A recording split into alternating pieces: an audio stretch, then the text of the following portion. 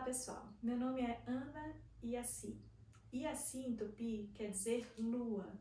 E eu me identifico bastante com tudo que a lua representa, porque ela acaba falando muito de mim. Por exemplo, a lua, apesar de ser um corpo redondo, então inteiro, né? Ela tem dois lados que a gente consegue perceber. Ela tem um lado claro e o lado escuro, a sua luz e a sua sombra.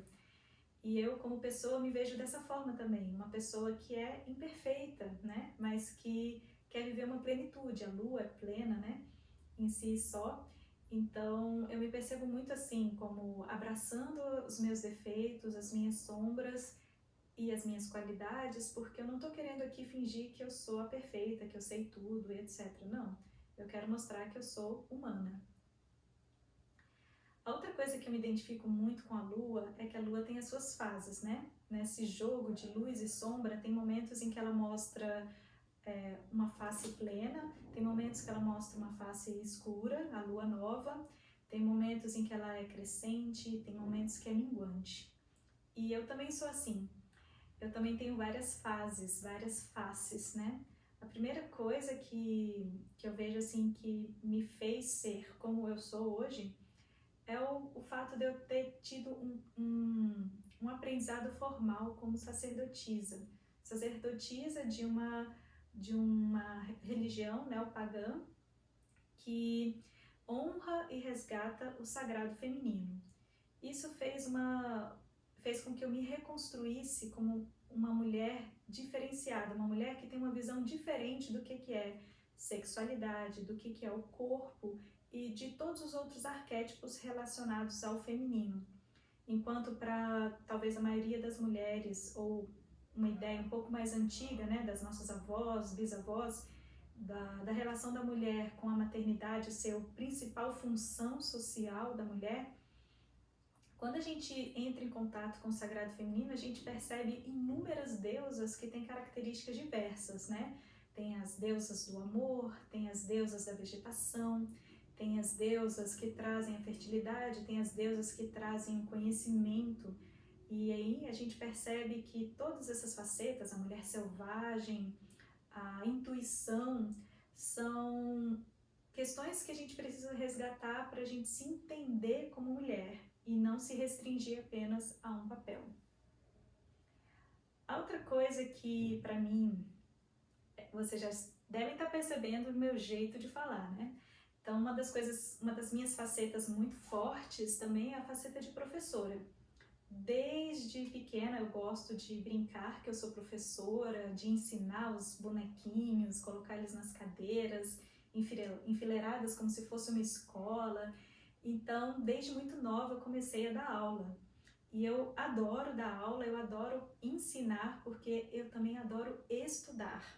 Eu percebi assim, eu fiquei um pouco frustrada assim na minha fase da escola, porque eu percebia que a escola era muito voltada para fazer provas, provar que eu sabia, e se eu errava alguma coisa, por exemplo, aquele erro era colocado em mais evidência do que tudo aquilo que eu tinha feito correto.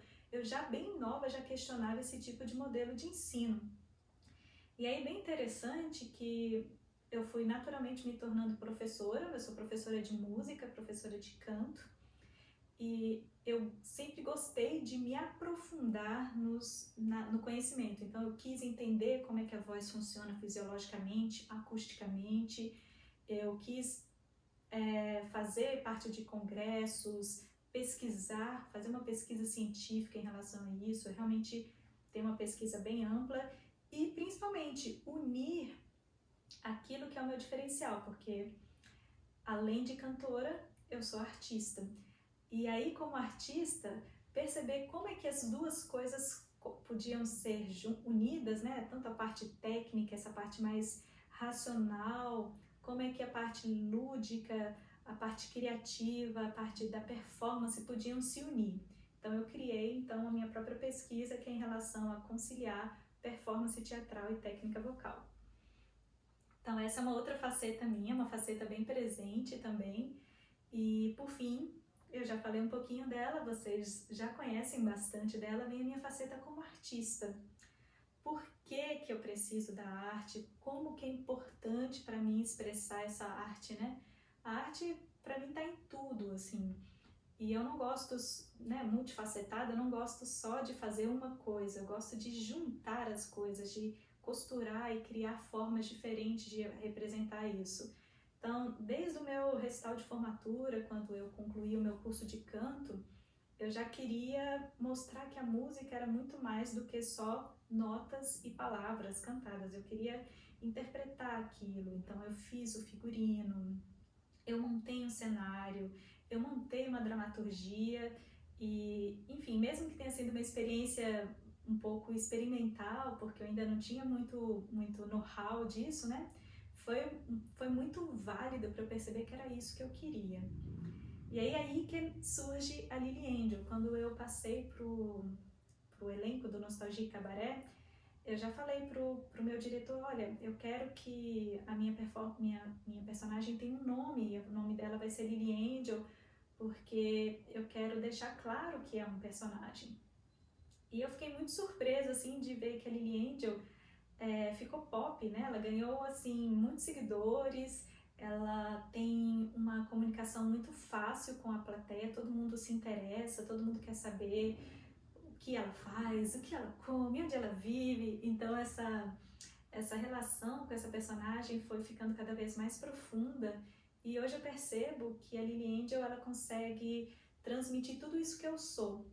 Ela representa todas as minhas faces, todas as minhas fases e o principal, ela fala com você, ela fala com as pessoas, a mensagem é direta. Então, por que eu não tive medo, né, de expor essa personagem?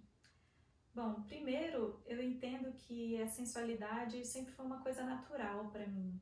Então, desde que eu comecei as minhas aulas de dança e as minhas aulas de teatro, naturalmente eu me conectava com essa parte sensorial.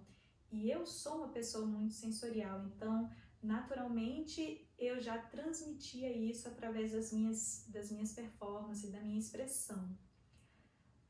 Para mim, a sensualidade nunca foi uma coisa reprimida, sempre foi uma coisa que transbordava. Só que aí eu percebi que muitas pessoas consideravam ela inadequada. E eu tentei me encaixar nesses moldes, eu tentei ser menos sensorial e reprimir isso de alguma forma.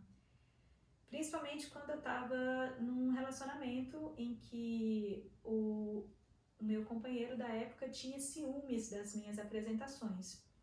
Tanto das minhas apresentações no cabaré, que são mais sensuais, mas às vezes apresentações que eram consideradas normais, assim, cantar num barzinho, alguma coisa assim. Isso foi muito difícil, foi um período de muito conflito, e eu percebi depois de um tempo que eu estava num relacionamento abusivo.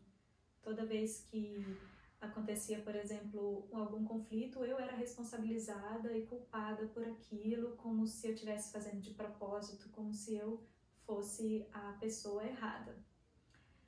Quando eu consegui me libertar disso, foi o momento em que eu dei o meu grito de liberdade. E esse grito de liberdade veio com tanta força, veio com tanta convicção de que ser livre e me expressar livremente era algo importante para mim, que eu me dediquei muito para os meus projetos artísticos. E foi aí que tudo ficou mais claro. Era isso que eu queria fazer, era isso que me motivava e eu queria realmente passar essa mensagem para as pessoas. Então a Lily Angel é o meu grito de liberdade e eu quero inspirar as pessoas a serem livres, a entrar em contato com o próprio corpo, com a própria sensualidade, com a própria sexualidade, sem se preocupar com o julgamento alheio.